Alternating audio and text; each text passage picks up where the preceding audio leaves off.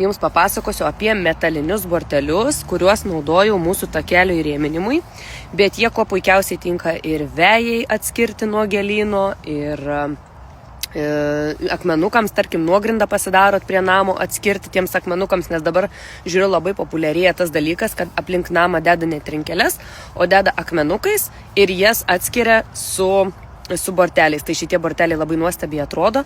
Aš jums gal pridėsiu va čia nuotrauką, kaip atrodo akmenukai atskirti, nes pati neturiu kaip parodyti, o dabar apsuksiu jums kamerą ir toliau parodysiu, kaip tie borteliai pas mane atrodo.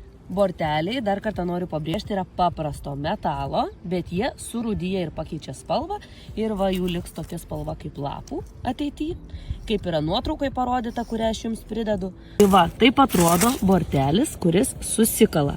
Jis yra, aišku, aš jums dabar neparodysiu, jis yra su tokiais nageliais, aš pabandysiu pridėti nuotrauką, kaip atrodo.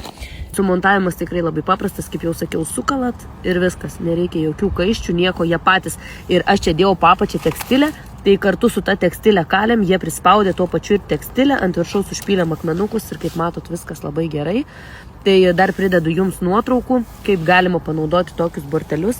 Tai tikrai kas nemėgsta plastiko, yra puiki alternatyva plastikui.